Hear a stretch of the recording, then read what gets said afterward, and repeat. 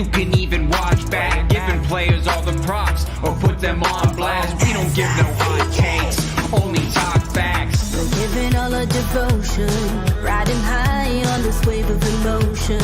Going all out, yeah, cause this is our time. No, ain't no stopping us till we reach the finish line. All in, we came here to win. We're gonna give everything. S-I-C-K on the run. S-I-C-K, sick, sick. On fire, we're ready to fight. We'll bring the house down tonight. S-I-C-K on the run. S-I-C-K, sick, sick. Play it on the car ride, play it when you lounge. X and O's, you know that we can hold it down. Shout out to my man Sammy, got it off the ground. And to all the listeners tuned in right now, got debates, analysis, and speculation. This is sports talk for the new generation. You know where to find us, got a reputation. Sick podcast, your #1 sports destination. Giving all our devotion, riding high on this wave of emotion. Going all out, yeah, cause this is our time. No, ain't no stopping us till we reach the finish line. All in, we came here to win. We're gonna give everything. S-I-C-K on the run. S-I-C-K, sick, sick. On fire, we're ready to fight. We'll bring the house down tonight. S-I-C-K on the run. S-I-C-K, sick, sick. S-I-C-K, it's the sickest podcast. Tune in for the audio, or you can even watch back. Giving players all the props or put them on blast. We don't give no hot takes, only talk back. S-I-C-K, S-I-C-K, S-I-C-K, S-I-C-K, S-I-C-K, S-I-C-K, S-I-C-K. All in, we came here to win. We're gonna give everything. S-I-C-K on the run. S-I-C-K, sick, sick. S-I-C-K, it's the sickest podcast. Tune in for the audio, or you can even watch back. Giving players all the props or put them on blast. We don't give no hot takes, only talk facts. We're giving all our devotion, riding high on this wave of emotion. Going all out, yeah, cause this is our time. No, ain't no stopping us till we reach the finish line. All in, we came here to win. We're gonna give everything. S-I-C-K on the run. S-I-C-K, sick, sick.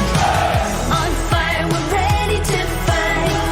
We'll bring the house down tonight. S-I-C-K on the run. S-I-C-K, sick, sick. Play it on the car ride, play it when you lounge. X and O's, you know that we can hold it down. Shout out to my man Sammy, got it off the ground. And to all the listeners tuned in right now, got debates, analysis, and speculation. This is sports talk for the new generation. You know where to find us, got a reputation. Sick podcast, your #1 sports destination. Giving all our devotion, riding high on this wave of emotion. Going all out, yeah, cause this is our time. No, ain't no stopping us till we reach the finish line. All in, we came here to win. We're gonna give everything. S-I-C-K on the run. S-I-C-K, sick, sick. On fire, we're ready to fight. We'll bring the house down tonight. S-I-C-K on the run. S-I-C-K, sick, sick. S-I-C-K, it's the sickest podcast. Tune in for the audio, or you can even watch back. Giving players all the props or put them on blast. We don't give no hot takes, only talk back. S-I-C-K, S-I-C-K, S-I-C-K, S-I-C-K, S-I-C-K. S-I-C-K. Turn up your volume. Because you're about to listen to The Sick Podcast. With Tony Marinaro. 55 seconds left in the penalty, a minute and 27 seconds left in regulation time. Boston 4, Montreal 3. Lafleur coming out rather gingerly on the right side. He gives it into Lemaire, back to Lafleur. The sickest Montreal Canadiens podcast. You're in the ball! Sports entertainment like no other. Rejoint, on lui fait perdre la rondelle, une passe devant. Et c'est le dégagement et ce sera la victoire des Canadiens. Stanley pour les Canadiens, le 23e de l'histoire. You found the dogs! John, you found the dogs! He found the dogs! And all together, they worked a young team to the top. And now, a 24th Stanley Cup banner will hang from the rafters of the famous Forum in Montreal. The Canadiens win the Stanley Cup! Brought to you by Energy Transportation Group. Driven to be different. La Vida Tibi. Embrace your true nature. And Playground, your premier gaming destination. It's gonna be sick. Matt Ohayon with you on this Tuesday evening. I thought it was Wednesday today, man. It's too bad. Every day we just get closer to the weekend. That's how I look at it now with football back. But yes, it is Tuesday night. If you're expecting Tony, I'm sorry. He should be back tomorrow. No guarantees, though. We're going to talk about that, Sammy and Yellow and I, off the air a little bit later. We'll let you know who's back on tomorrow as soon as we know. But it is me tonight. So without further ado, let's get this thing going. The Sick Podcast is brought to you by Energy Transportation Group. Energy Transportation Group is a leading full-service logistics provider serving all of North America, driven to be different. We're also brought to you by Playground. Playground has over 600 machines, poker tournaments, and Playground casino games. Daily promotions and unmatched customer service. Why go anywhere else? Located just over the Mercier Bridge, only minutes from downtown Montreal. And of course, by La Bittt Tibi beer, brewed in Quebec and a winner of a dozen international awards. La Bittt Tibi offers quality microbrewery beers made with premium ingredients for everyone's taste. La Bittt Tibi, embrace your true nature. All right. So yesterday I had Eric Engels on the program. Great episode with him. We talked a little bit about the Canadiens golf tournament, which is kind of the unofficial kickoff to the preseason for the Montreal Canadiens. So a couple of pretty crazy busy news day in the NHL. Very rare for early September, but don't worry. We're going to break it all down for you. And to do that is one of my favorite guests. He usually joins me on Friday, but this is the second week in a row. He joins me on Tuesday, Mr. Stu Cowan of the Montreal Gazette. Stu, hey, how's it going? I'm doing really well. How are you? I'm doing good. So, I mean, I don't know if you were expecting this, but you were a busy man today. I was. Well, Carey Price had a news conference. I actually knew about it. It was announced a few days ago. We were out there. He's ambassador for a new all-terrain company, and they've a Carey Price model. So we all know Carey Price is an outdoorsman and likes to hunt and fish and whatnot. And he's going to have a lot of time to do that now because he's not going to play hockey again. He made that pretty clear today. I asked him about the possibility of him coming back to play, and he said, the way his knee is going now, it's just not going to happen. I said holding out for a miracle, but I mean, he's not going to play hockey again. I mean, that's obvious at this point. He, in some ways, has to be a little bit careful what he says, I guess, for insurance purposes, insurance on the contract, and for the Canadiens keeping him on LTIR. But he's 36 years old. He has played about 5 games in the last 2 seasons. He's not going to play this season, so his career is over. He knows it. He's coming to terms with it, and it's sad. It's a sad way for his career to come to an end. But a lot of mileage on that knee, a lot of injuries to that knee during his career. I asked him today if he regrets in hindsight playing through some of the injuries he did with his knee. And he said to go back, he wouldn't. There's not much he would change, but he also noted that the younger kids today, the younger goalies today are more aware of injuries and maybe better at taking time off and preventing them. But for Carey Price, I mean, the big story out of there today is his career is, I mean, I think we already knew that, but he basically confirmed that his career is over. Yeah, that you said it yourself. I don't think it's really like a shocker to No, people, no. but it is a little sad for Canadiens fans, and someone like me growing up watching the Canadiens. He was the Patrick Roy of my era. He was the Jacques Plante of my era. He was the Ken Dryden of my era. Obviously, not without the Stanley Cups, but he had a lot of the accolades that went with it. So, I mean, I guess let's just start off by I'm going to ask you this. What was your, favorite Carey Price moment that you were maybe in the building or on the road for? I think it was Ovechkin he made the save on, and then Ovechkin came and tapped him afterwards and congratulated him on the save. That one jumps out of my mind. I mean, I had a chance to chat with Carey for a few minutes after the news conference, just one-on-one, and he seems much more in a much more happy place as far as accepting that he's not going to play again. His house on the South Shore here is up for sale. The family's moved to Kelowna full time. He said he will be back for the home opener at the Bell Center. Canadian fans will be happy to see him there. But I mean, in the previous times, he hasn't spoken that much over the last couple of years. But the times he has, he was sort of more holding out hope that maybe he could play again. But he seems to have come to terms now with the fact that he won't be able to play. But there's a lot of memorable moments, good and bad, with Carey, right? I mean, he had highs and he had lows in Montreal. And one of the questions I asked him is, what advice do you have for all these young players on the Canadiens now who are going to learn what it's like to be in that very bright Montreal hockey spotlight? And he talked about a phone call he got from Ken Dryden early in his career when he was struggling. And Carey said that, Ken told him just to focus on what you can focus and control what you can control and shut out everything else. It was easier back in Ken Dryden's day because there was no social media, no 24/7 sports TV channels and radio stations, no podcasts like this. It's more difficult today, but it was good advice for Carey. That's basically what he said for the young guys on the team today. Just focus on your job, try and shut out all the outside noise. It's not always easy, and just go to work, put your head down, do your job, and listen to what your coaches are saying and try and ignore what everybody else is saying, including us in the media and fans and social media. Mm-hmm. Yeah, I think for me and a lot of fans, obviously one that has to stick out is that 2021 Cup run all the way to the Stanley Cup final. But really for me, I think it was the 2014 season as a whole. I'm pretty sure that was his Vezina and Hart Trophy season, and he won a gold medal with the Canadian Olympic team.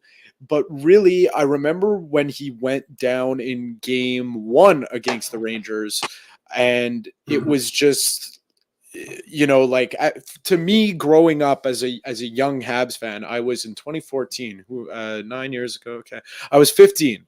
And that was the one real time where I was like, oh my God, the Montreal Canadiens can win the Stanley Cup this year. And it kind of felt like it was ripped away from me. So I'm not going to say it was my favorite, obviously not, because it was a pretty bad memory of a lot of Canadiens fans. But that season as a whole just felt really special from Carey Price. He was carrying the team, but they had a good team around him, and I just thought that season was magical in its own right. Well, the other game that really sticks out in my mind, I think it was Game 6 of the first round playoff series in 21 against the Leafs. So it went to overtime, and the Canadiens were only playing the 4 defensemen, right? The 4 Clydesdales, as Luke Richardson called them. They were dying out there. They had nothing left. They were just sort of firing the puck off the glass and praying it would get out. The Canadiens couldn't get out of their own end. I think they were being outshot like 13-1 in that overtime period, and Carey was standing on his head. And then the Canadiens got I can't remember who scored the goal. Was it? I think it might have been Lekkinen. Anyway, they got a chance. Or no, it was Kotkaniemi, I believe. They got a chance and they scored and they won the game in overtime. They had absolutely no business winning that game. They should have been eliminated from the playoffs. And how history might have been different if Carey hadn't stood on his head at that point and the Canadiens had been eliminated in the first round.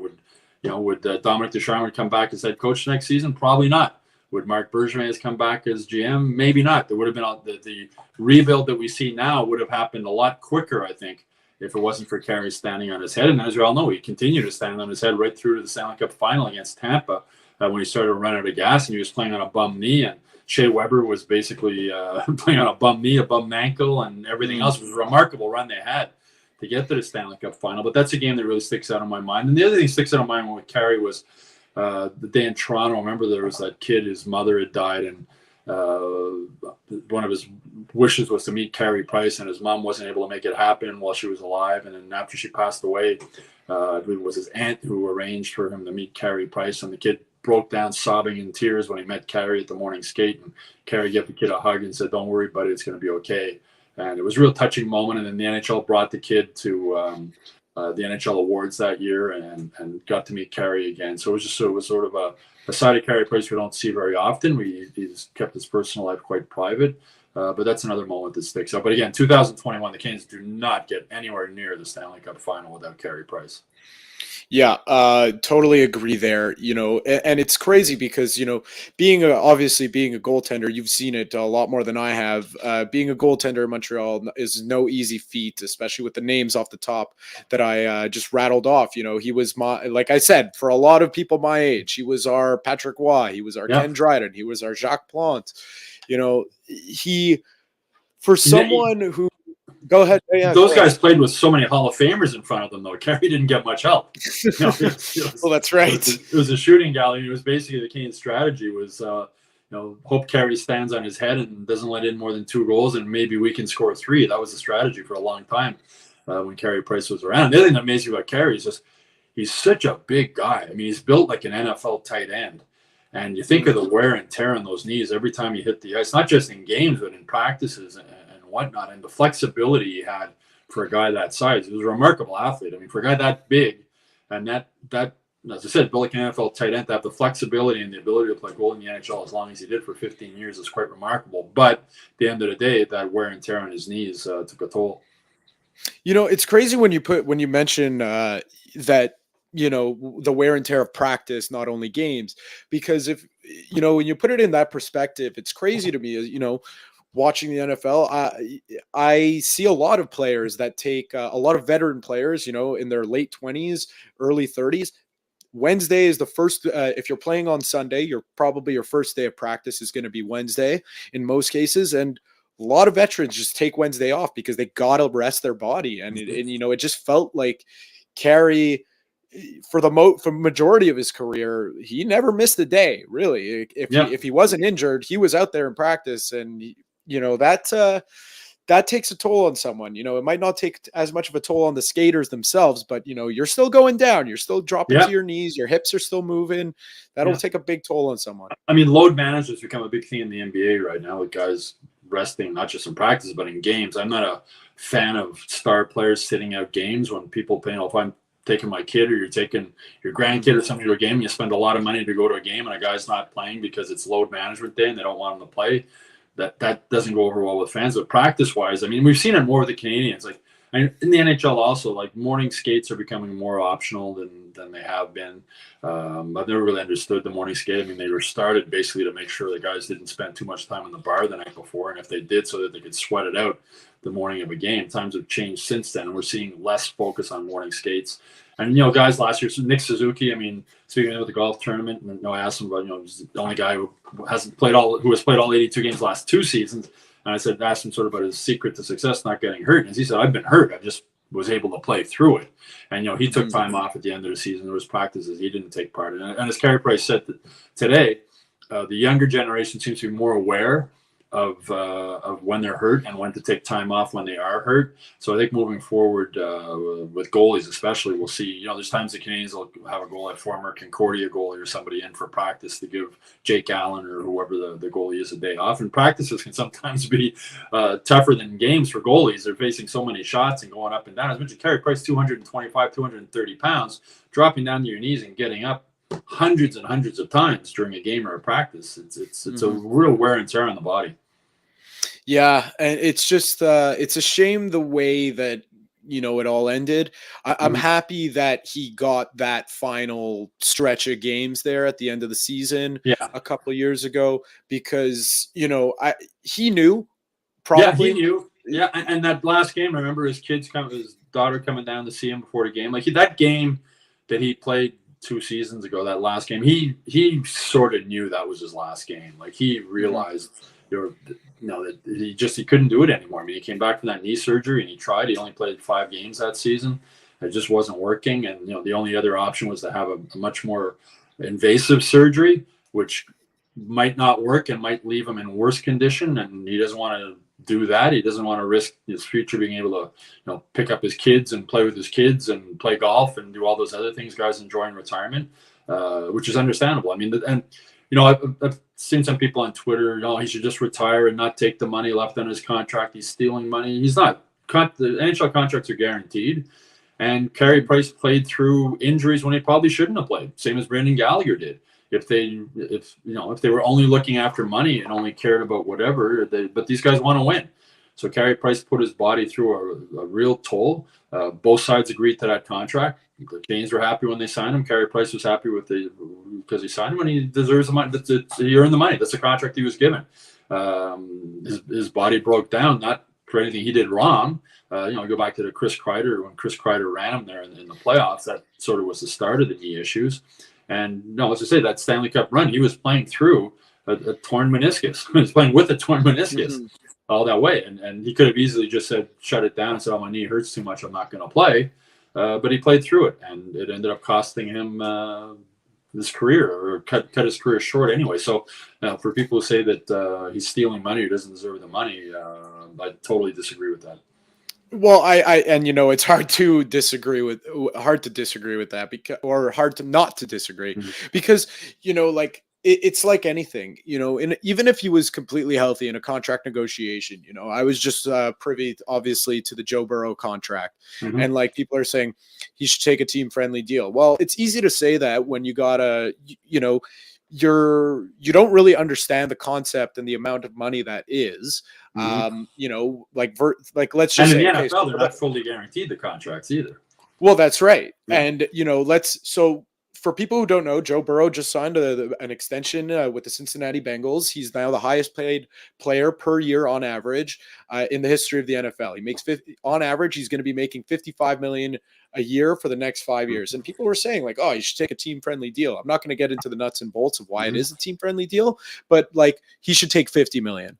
Well, it's very easy to say, just leave $5 million on the table per year. This guy is, he's earned that money. He's earned the right to make that money, just like Carey Price earned the right to make that money. He agreed to the deal. He put his body on the line. He went through the ringer, and he deserves every penny of that contract, frankly. He should just retire. Yeah, just retire. Leave $30 million on the table. It's a big deal. Pro sports is a business. Pro sports is a business. Owners do everything they can to make as much money as they possibly can. So players are entitled to do the same thing. They should try and make as much money as they possibly can. It's up to the teams, and in a salary cap league, it's up to the teams to manage that salary cap. And Marc Bergevin, the Canadiens decided that Carey Price was worth $10.5 million a year, and they gave it to him at that time. And he got hurt and he broke down. So it's as I said, both sides agreed to their contract at the time. So it's a contract. A contract is a contract, and it's one of the favorite. There's a lot of reasons why I like Brendan Gallagher. I mean, the effort level and everything else. And, people now complain he's overpaid, and he is with that contract. I mean, the contract he was given he was paid for what he has done as opposed to what he's might do in the future, which is the opposite of what they've done with Cole Caulfield and Nick Suzuki. But when Gallagher was scoring 30 goals a year, and he was making $3 million or whatever it was, or 2.8, I can't remember exactly. And he was one of the best bargains in the NHL at that time. And I asked him one day, just talking with him one-on-one, I said, do you regret signing that contract? You're really underpaid now, considering you're a 30-goal scorer. He said, are you crazy? He says, I think it was $23 million, the total of his contract. He says, the day I signed that contract was the happiest day of my life. I never in a million years dreamed I'd ever make that much money. He was happy when he signed it, and the team was happy. That's why I also don't like when players want to renegotiate a contract, when they're in the middle of it. I mean, you sign for security. Brendan Gallagher signed that contract for security, financial security, and long-term security playing. He was happy when he signed it. The team was happy when he signed it. He overperformed what the Canadiens thought he would do in that contract. He didn't complain about it, and now he's underperforming what they would expect for what they're paying him. And that's just pro sports. That's the way pro sports work. Yeah, and there you go. And you know what? The NHL, they have the NHL players have a lot of rights when it comes to contracts, because, like you said, they may not make as much money as players in the NFL, but those contracts are guaranteed money. You know, the NFL, I could sign tomorrow a deal with any team. You know, it could be worth $300 million, but if I don't perform, I just might not make exactly. They'll cut me, and I'll make you know, my signing bonus, and that's it. So the NHL players have a lot of rights when it comes to contract negotiations and whatnot. But the salary cap also limits what they can make a lot more than other. If there's any league, if there's any pro sports league that should have guaranteed contract, it's the NFL. I mean, especially quarterbacks. Everyone we saw with Aaron Rodgers. I mean, every time the quarterback drops back to pass, it could be the last play of his career. But you know, that's still, you know, collective bargaining agreements. The NFL players agreed to not have guaranteed contracts, and the NHL players have guaranteed contracts. But they also have a hard salary cap, which the other leagues don't. Well, that's it. And, you know, the salary cap in the NFL is about $250 million and change. Salary cap in the NHL is about $80 million and change. So there you go. So that's the stark difference. But hey, at least they listen, I'm not either way, they can't be complaining about making millions of dollars. We have plenty doing what they love. Well, sports is a business. At the end of the day, it's a business on both sides. So let's shift gears a little bit now. Let's talk about a little bit about the Canadiens golf tournament. You know, yesterday I spoke with Eric Engels about the expectation levels of the Canadiens internally and externally.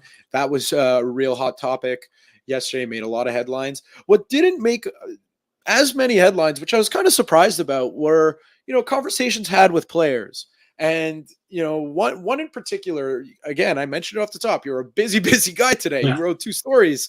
So you spoke with Kirby Dach, and I really like what you had to write. So why don't you give the people a little bit of a taste of what you wrote out there? Yeah, basically, the column I just wrote, I mean, it's on hockeyinsideup.com now. I wrote, he's sort of the poster boy for the Canadiens' plans for this rebuild. Their plan is to acquire as much young talent as they can, and then develop them, try and get this core group of players who are all 21, 22, 23, 24 years old, and have them grow together under the tutelage of Marty St. Louis. And, you know, Kirby Dach, remember the trade at the draft last year when they got rid of Romanov and the 3-way sort of deal, and they ended up getting Kirby Dach, a number 3 overall draft pick from Chicago, who was 21 years old at the time, still a young guy. And, you know, Ken Hughes said at the time, we see the potential in him, and we think that Marty St. Louis can bring out his potential, and he can become a very good center in the NHL. And under Marty St. Louis, he set career highs in goals, assists, and points in only 58 games, I think it was, before suffering his knee injury. Cole Caulfield, you know, 1 goal in 30 games with Dominic Ducharme as head coach. Then Marty St. Louis comes in and he has 48 goals in 83 games. So they're you know, now Alex Newhook, the trade they made at this year's, I know they were exact same similar situation that Kirby Dach, drafted the same year as Dach, the same year Caulfield was drafted, 2019. So Canes have 3 first-round picks from that draft, 3 high first-round picks in that draft, the top 16, I think it was. And now they have this, you know, you don't get drafted in the top 16 in the NHL unless you're a very talented hockey player. They have 3 very talented hockey players who are young, and they're banking on Marty St. Louis being able to get the best out of them. And that's their plan. And that's why they've accumulated all these young players, 21, 22, 23. They have Solkowski, who's 19. They have Reinbacher, 18, coming up. They have a lot of guys in the front. They've stockpiled a ton of young talent, which the Canadiens haven't had for a long time. And they're banking on Marty St. Louis being able to develop them. You know, there was some criticism about Jeff Gorton not wanting to use the P word, as he said, playoffs. I mean, the Canadiens want to make the playoffs. The players want to make the playoffs. Management wants to make the playoffs. Jeff Molson wants to make the playoffs. You make a lot of money when you make the playoffs. But when you look at how young the roster is, and you look at the competition in their division and in their conference, it's unrealistic to expect this team to make the playoffs this season. Is it possible? Yeah, it's possible. And who expected New Jersey last season to bounce back the way they did from a brutal season and get over 100 points and get into the playoffs? It's possible the Canes will get into the playoffs. They want to get in. I mean, Nick Suzuki, the players all talked about that. They want to get in. But I think it was smart by Jeff Gorton not to put unrealistic expectations on the team at this point. Going into next season, as this rebuild continues, they go into year 3. I can see the goal being, yes, we do want to make the playoffs. Maybe they will use the P word next year. But I thought it was for Gorton. I mean, he obviously thought about the answer. It's not like he just all of a sudden said, we're not going to use the P word. They just don't want to put unrealistic pressure on the players. They want the focus still to be on development, learning Marty's system the way he wants them to play, competing every night. And if they can stay healthy and compete the way they did last season, they're going to be a good hockey team. They're going to be a lot of fun to watch. They were a lot of fun to watch last season, but I just don't, very young defense. Goaltending is sort of up in the air. Two goalies that have injury issues. If they had Carey Price, a healthy Carey Price in goal, their odds of making the playoffs would be a lot better, but they don't. So I think it was a realistic expectation for the Canadiens to have going into this season. For years, fans and some of the media have been clamoring they need to do a rebuild. They need to do a rebuild. They did a rebuild. A rebuild. It's one full season into a rebuild. You can't expect miracles. If you're going to do a rebuild right, you can't expect miracles. They're going to let these young guys live and learn together, grow up together on and off the ice, make mistakes together. Marty St. Louis said he'll be aggressively patient. Some people criticize him for that comment, but I understand what he means. Like, they're going to be patient. They're going to push them more than they did last season. And they'll push them more next season, and they'll push them more the next season after that. But for now, the focus is still on development. Trying to, as Marty St. Louis says, win the day, get better every day, focus on every day. As he said, you can win a game and not win the day. You can play poorly and your team can win, or you can play well and your team can lose. So it's not all going to be focused on wins and losses. But for people who think, the Canadiens haven't set a goal of they've given up, no, they want to make the playoffs. I mean, they'd love to make nothing more than to make the playoffs. And as I said, could it happen? Maybe. I doubt it. But it's a realistic expectation, and they don't want to put added pressure on these players. They put enough pressure on themselves. And as Nick Suzuki said, we play to win every game, and we play to get to the playoffs. And that's what the players are going to do. I don't think they have the team right now, as I mentioned, in the competitive division they're in, to be able to do that. But again, I think they're going to be a fun team to watch. They were fun to watch last year, and if they can stay healthy, they're going to be even more fun to watch. There's a couple of things there, and the biggest thing for me is, you said they don't want to put unnecessary pressure on the players. I think they also don't want to put unnecessary pressure on Martin St. Louis because and themselves. True, that's true. Yeah. Well, yeah, because you make that proclamation. As Eric said yesterday, you could come out and make a boisterous, bold proclamation, but nobody's really going to believe you, and then you're just going to lose credibility. So if you put that unnecessary pressure on Martin St. Louis, he can't really fully succeed in what he wants to do, because it's very rare that you get to develop players at the NHL level. Yeah. And right now they have the time to do that. So Dominic Ducharme, I can't remember who he was being interviewed by. It was a while ago, and he said that he was in a different situation in St. Louis when he was coaching, because they wanted to make the playoffs. So that's why you don't play Cole Caulfield as much, because you don't trust rookies as much, and you're worried he's going to make mistakes. The offensively get a result. So he was coaching with a different mentality than Marty is. The good thing about this rebuild is Gordon Hughes and Marty St. Louis are all on the same page. It's not like, the coach really, nobody loves to. There's very few people who like to win more than Marty St. Louis. You don't get to be where he was at his size and being undrafted without having a deep, deep passion and desire to win hockey games. And he has that in him. But he's done a really good job of controlling that and realizing the big picture and seeing the big picture that they've drawn up together with Hughes and Gordon. And as I said, Marty St. Louis wants to make the playoffs this season, but it's not priority number one. He's not going to put Cole Caulfield on the bench in the third period because he's worried he might make a mistake that might result in a goal and they lose the game. It's about playing these guys in those situations and allowing them to maybe make those mistakes and learn from them. That's what this development part is all about. Yeah, and again, just I think that those comments, they really reinforce their commitment to having Martin St. Louis as the head coach, because we've been talking about it every so often. I say it all the time. I'm excited to see what happens when the games do count, and Martin St. Louis has to be tactical and has to pick his players intelligently and make educated decisions rather than just throwing someone out there and saying, let's see if this works. And all those comments kind of reinforce their belief in Martin St. Louis in a long term. It's kind of different because, we always say, and in the NHL, you get hired to get fired, pretty much just like in any job. But, with this one specifically, sports is so volatile that I just feel like they really just don't want anyone, players included, coaches, and everyone involved, to be looking over their shoulder whenever they're making a mistake. And, it's just everyone right now, we're all learning. We're not expecting you to make the playoffs, But hey, we want to see a damn good product, and we want to see these players getting better every day, which might not be what every fan wants to hear, but this is the right way of doing it, because people forget, everyone says Toronto just got lucky, they got the first overall pick, they got Austin Matthews, and bang, it was over. No, that's not how it worked. They have Morgan Riley, who was a 6th overall pick. They have Mitch Marner, who's a 4th overall pick. They have William Nylander, who's a 6th, 7th, or 8th overall pick. And then they got Austin Matthews. They had a lot of bad years that, Montreal Canadiens fans made fun of them for. The Canadiens have won more playoff series than the Leafs since they got Austin Matthews. Well, there you go. It's as they rebuilds. I mean, it's older Canadiens fans. They always, it used to be Stanley Cup or nothing. Now it's just but I think 17 of the Canadiens' 24 Stanley Cups came when there were 6 teams in the league. And then in the 70s, when they won all those cups, it was the expansion division and the real division. And the real division played the winner of the expansion team in the final. So the Canadiens would sweep basically whoever they played in the final.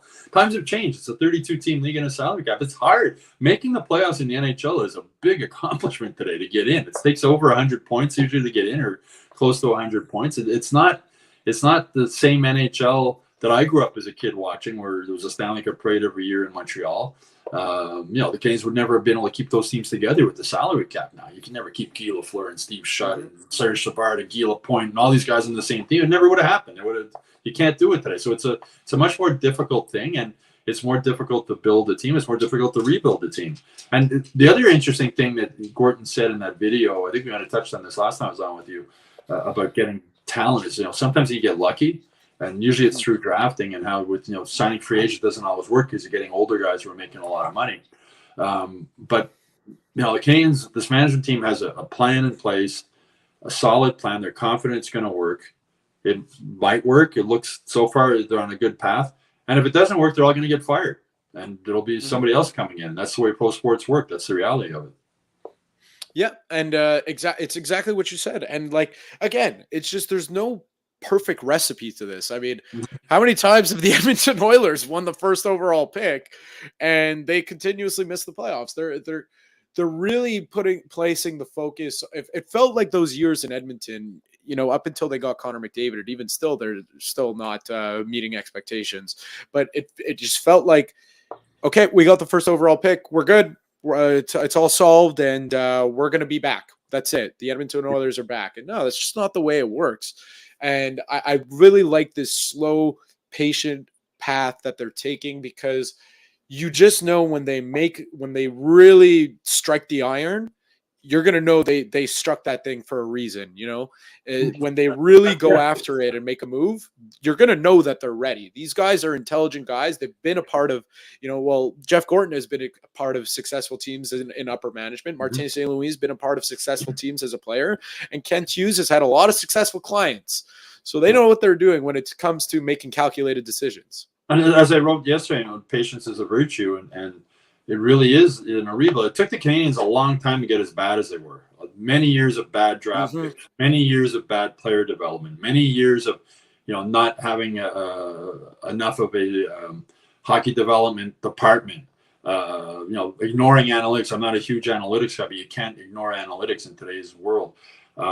It took a long time and a lot of mistakes for the Canadiens to become the worst team in the NHL, which they were. So it's going to take a while to fix all that. And, when Kent Hughes came in and Jeff Gorton came in, they were left with a huge mess as far as contracts they had to try and get rid of. And, the LTIR with Shea Weber, thankfully they were able to get rid of that contract. Carey Price's contract, I wrote a column recently, how people think that they just put them on LTIR and it disappears. Well, it doesn't. There's impacts as far as accruing cap space and whatnot. And I spoke with the guys who run Cap Friendly, and they explained, it's still a little confusing. They explained it as clearly as I've heard anybody else explain it, just how that having that LTIR doesn't help you. So they came into a real mess, and they've sort of picked away and picked away and picked away and picked away. But at the end of the day, their main focus is on acquiring young talent, as much young talent as they can. They got, I think it's 21 draft picks over the next 2 drafts, including 2 first-round picks, not next year, but the year after. So they're just accumulating as much young talent as they can. And as I mentioned, Kirby Dach being sort of the poster boy for that, and hoping with their development program and not just Marty, but also the other coaches and their skills coach and everybody else, that they can bring these guys along. And we saw a big improvement in Kirby Dach last season. And from the Canadiens side, hopefully he makes another big step this year. Maybe he won't. Maybe he'll take a step back, but he made good progress his first year. Cole Caulfield made incredible progress since Marty St. Louis took over. It's going to be interesting to see how Alex Newhook can improve taking over. One of the moves the Canadiens did, or Hughes and Gordon did, that I sort of wondered about was when they hired Stefan Obida as the defense coach. I was thinking you'd want somebody with experience behind an NHL bench, but they still had to focus on development. And look at how the young defenseman developed last year with him.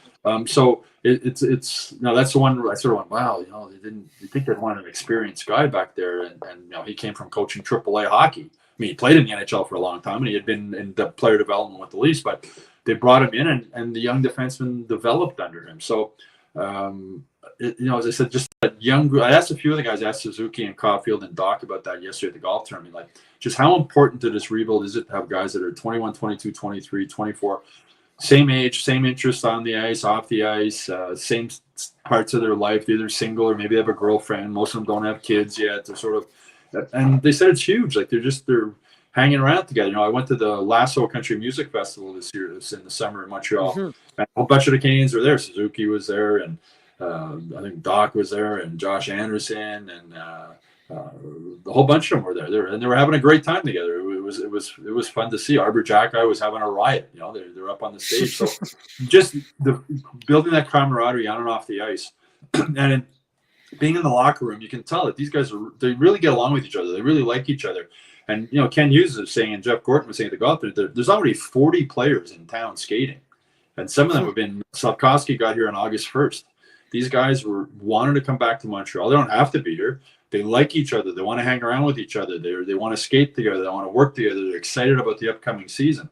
So that's a reason for optimism, I think, for Canadiens fans as far as moving forward, that these guys, they want to be together. They're having fun coming to the rink. They're enjoying what they're doing, that they're buying into what management is selling them, and I think they're on the right path for this rebuild. And 2 years from now, if they at the golf tournament, the Canadiens say, "Oh yeah, we're not going to say the P word, and we want to be patient," then okay, enough already. It's 4 years into the rebuild. It's time to start seeing some results. But after 1 year, one full year of a rebuild, when these guys came in, it was the middle of the season. It was a mess, right? They were just trying to get through to the end of the year. That's all they were trying to do. And then the official rebuild started last summer or after last season, and 1 full year into it. And with all the injuries they had last season. So again, if they can stay healthy this season, I think we'll see an improvement in this team. I don't think they're good enough to make the playoffs, but I think there's reason for optimism moving forward for this franchise. It's really easy to fall into old habits and bad habits, fall back into them. And what I really hope is, because, you said it, Eric said it last night, I'm going to say it again tonight. I wouldn't bet on the Canadiens making the playoffs, but I wouldn't be totally shocked, especially after what we saw last year with Seattle, right? Seattle, and New Jersey. You mentioned New Jersey. It's not. I think they went from 60-something points to over 100 points in one but year. That's it. It's not totally out of the question. And they're rebuilding. That's a rebuilding team who all of a sudden it clicked, right? Quicker than they expected. Yeah. So could it click quicker than the Canadiens expect this season? It's possible, yeah, for sure. So what I really hope to see is, should the Canadiens, this is really looking into the future, but should they make the playoffs this year and then they take a little bit of a step back the year after, like I hope that Stanley Cup run gave Jeff Molson some perspective on what it is to have a flawed team have a lot of success. Mm-hmm. Because if the Canadiens made the playoffs, I'm not going to call them a flawed team. Yeah. But I think they know that they probably shouldn't be there. Well, they really were a flawed team when they went to the final in 2021. I mean, they shouldn't have even been in the playoffs. They only got in because of COVID and the way everything changed and more teams got in. And they were a flawed team that Carey Price, they mentioned Carey Price stole that series against Toronto, carried them to the Stanley Cup final. And I said that history would have been a lot different if the Canadiens had lost that overtime game against the Leafs in the first round. It would have been, the rebuild would have started quicker than it did. Well, that's it, right? So I just hope that if that were to happen, that Jeff Molson takes a deep breath and says, okay, listen, that was good. Sure. got some extra money in my pocket. That's great. But this thing, we need to stay the course. We can't just start, these players are capable of doing it. Let's start shipping off assets, draft picks, this, that, and rushing through this thing, because it really does feel like they have a clear path in mind and they know what they're doing. And it's just again, it's the magic word, but everything is so calculated that they have me convinced that, you know what, take as much time as you need. Obviously we do need to see results. Like this year, it's not the same baseline as last year. It's not just go make some mistakes. Like those mistakes will be rectified this year. And I think there will be a little bit of consequence this year to making mistakes.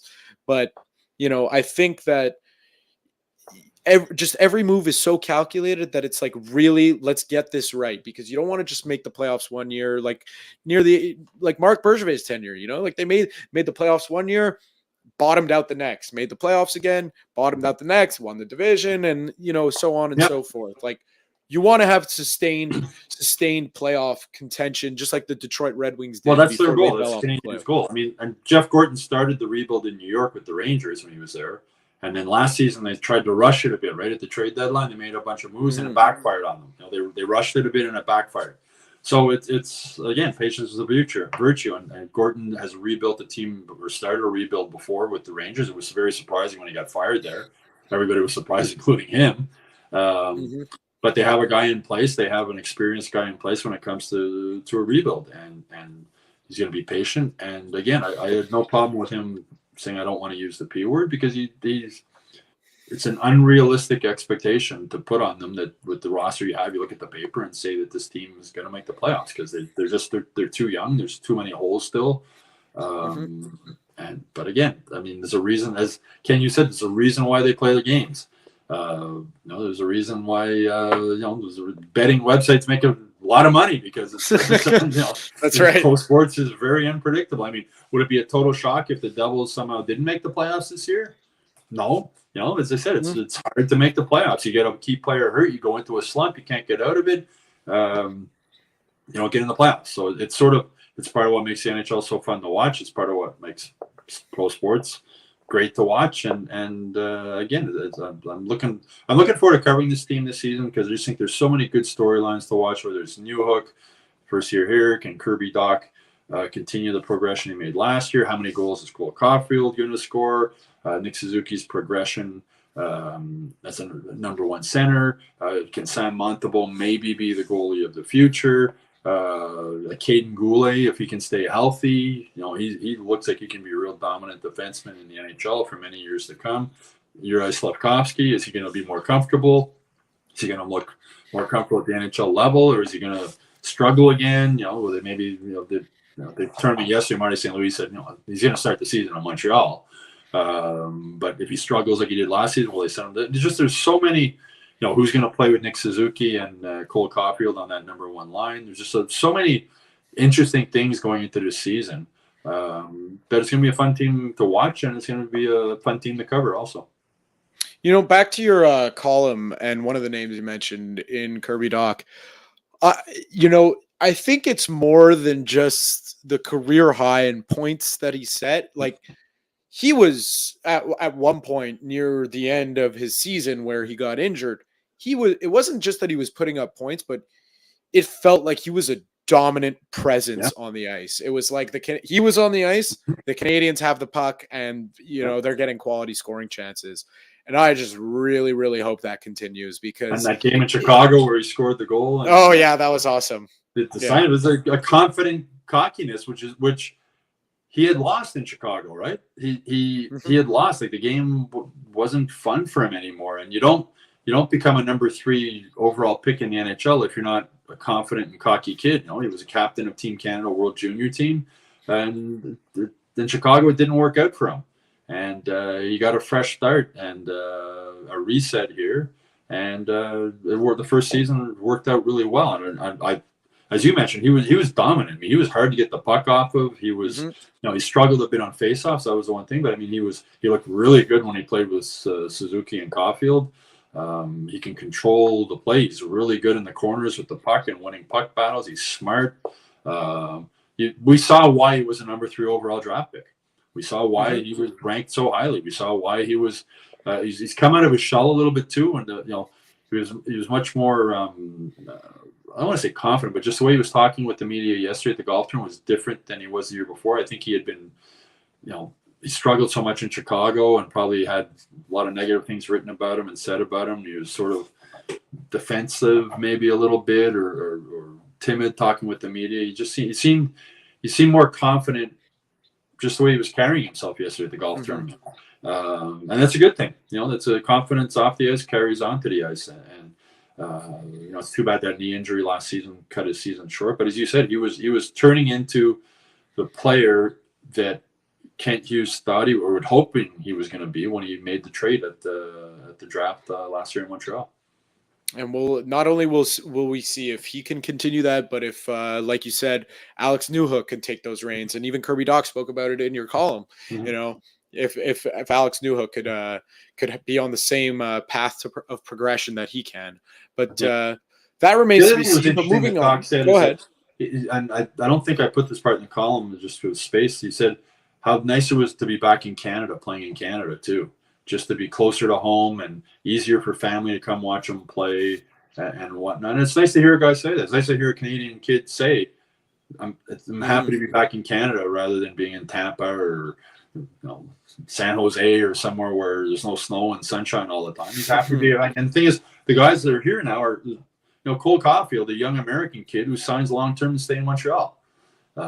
It's become a, if Marty St. Louis wasn't the coach, does that happen? Or, when the way things were going under Dominic, well, first of all, I wouldn't have got that contract the way you'd been playing under Dominic. Oh, yeah. No, that would have been, you want to talk bargain deal. Yeah. So it's, I think Montreal is turning into a more attractive market, especially for young players. Newhook talked about that. In Colorado, he was a young guy. Most of the guys had kids and families, and after practice, they go home to their wives and kids, and you're sort of the young single guy. Oh, what do I do? Here there's a lot of young single guys, and they can come together and have a good time. That's like I said, like I saw at the Lasso concert, these guys were all together and they were having a great time. And the fact, again, just the fact that there's 40 players already in town. The main training camp the rookie camp starts tomorrow, but the main camp doesn't start until next Wednesday. That's impressive that so many guys cut their summer short, whether they're at the cottage or back in their home, to come back here and start skating and just to be with their buddies again. It was been a long summer, not making the playoffs, but just the fact that guys are happy to come back to Montreal and want to be together with their teammates and get a jump start on this season is a positive thing. What's not starting off as a positive for the Columbus Blue Jackets is a report that came out. We're going to talk about this just very briefly before we sign off. Report comes out from the Spit and Chicklets podcast with Paul Bissonnette and Ryan Whitney that Mike Babcock is up to his old tricks in airplaying players' phones to TVs. The Columbus Blue Jackets come out and say that's not true, obviously. Mike Babcock comes out with a statement. Even Boone Jenner, the captain of the Columbus Blue Jackets, comes out and say it. Now, it's hard. Listen, a lot of people don't want to believe it for a couple of reasons. One, because Barstool Sports is the parent company of the Spit and Chicklets podcast, and they're not exactly the most reputable publication out there. But hey, that podcast has had a lot of great guests and had a lot of great conversations. They get a lot of good insights. So there's that. And then the other side of it is that how can this possibly be that an old coach that got fired for this very reason is now up to his old tricks? I don't know. I'm kind of on the side of where there's smoke, there's fire. And I don't know about you, but I think the Canadiens players were very relieved to hear that they probably don't have to worry about that with as we like to say, those old dinosaurs as coaches. Well, just on Twitter, there's other sources who have come out and said with Spitting Chicklets that they had heard the same thing, and they're not shocked. And they heard other players that told them similar things, and Spitting Chicklets, the Senate saying, the truth will come out. It said we didn't just hear this from one thing, and a bunch. So.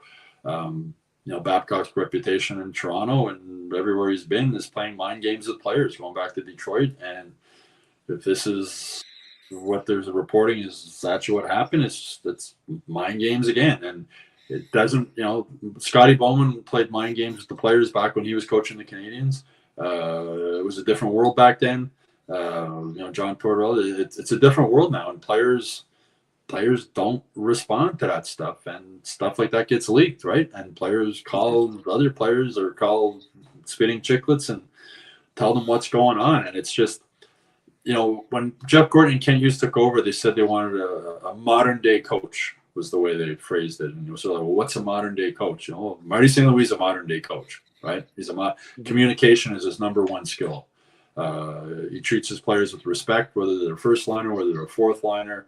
I couldn't imagine him doing the stuff that Mike Babcock has done in the past and admitted to doing in the past, and to what he's alleged to have done now with Columbus. But the fact that if what they're saying is what he actually did, it just shows me that an arrogance almost that he was out of hockey for so long, and he gets a chance to come back, and the season hasn't even started yet. And there's already this thing out there. It doesn't look good for Columbus. As you say, when they're smoke, they're fire. The captain came out and said they were just sort of sharing pictures. He was sharing, Babcock was sharing pictures. You just wanted to get to know more about the families and whatnot. But just if you called into your boss's office and he says, "Oh, show me some pictures on your phone," you're like, "Why?" Yeah, it's no matter what it is, it's just. But it's also, you say the dinosaur type thing. It's like not understanding how personal maybe a cell phone is to a young person. It's just not comprehending how that would seem really weird to a young hockey player. Like, he wants to see what's in my phone. It's just that. I think it's just another sign of how he can't relate and understand to the younger hockey player, and that was the big issue in Toronto. That's why he got fired in Toronto. So it's gonna be interesting how this plays out moving forward. It definitely doesn't look good on Columbus. I'm sure we're gonna hear more in the days, tomorrow and days coming up. More people coming out and either confirming or some denying. Some Columbus players have denied it already, but you got a new coach. You don't want to get off in the bad books right away. Yeah, exactly. But again, it's really weird. But as I said, I'm just trying to, you're a young kid, you're whatever in your 20s, and your boss tells you, "Oh yeah, show me what's on your phone. Show me the pictures on your phone." I don't know. It's really bizarre. And I understand the mentality in hockey. It's not a traditional job. Yeah. But still, there needs to be a certain level of comfort there to really expose that side of your phone. Is different than I'm your boss, Matt, and I hire you, and you come in, and I say, "Well, Matt, tell me a bit about your family. Tell me, are you married? Do you have kids?" But not show me pictures of them on your phone. That's, what I mean? It's how many kids do you have? Oh, what do your kids do? What grade are they in? Just having a conversation with a guy about his family is different than show me pictures of your family, or show me pictures of. It's really weird. It's just, to me, it's just, and I'm an old guy, so I can imagine for a young kid, it'd be like, as I said, if a 22-year-old kid or 24-year-old kid got called in and said, "Well, tell me about do you have a girlfriend?" Oh, okay, what do your parents do? Where you're living? Do you have a dog? Just basic questions, trying to get to know the guy as a person, as opposed to, I just don't get the show me photos in your phone. That, as I said, that's just really weird. Yeah, and hey, we'll see more and more come out from it as the days go on, as you said. And I mean, listen, I hope it's not true. Just for the players' sake, forget Babcock. He could get fired. I don't really care. He already has 64 million big ones in the bank thanks to Toronto. So I don't really care about him. But just for the players, you never like to hear these early onset stages of just toxic environments in hockey dressing rooms, because it's just, we've heard so much negative stories about hockey. It's just when is it going to end? That's just. I wonder that's what the just private way I text see it. message chats with the Blue Jackets players are like tonight. Yeah. You know, Oh, like my you God. got to wonder what's going on. They're texting each other back and forth on their chat groups or whatever. It's got to, like, they got to, you know, it's, as I said, in training camp hasn't even started. Never mind the season. Man. Yeah, it's I mean, hey, it's who would have thought that Columbus is making headlines right before the season even started. And it's not because they picked Adam Fantilli. So hey, good. There you go. Stu, thank you very much for joining me on this Tuesday night. We'll chat again soon. Always a pleasure. Talk to you soon. That was Stu Cowan. I'm Matt Ohayon. I'll see you on Friday. And that's a wrap. Hope you don't miss us too much until next time.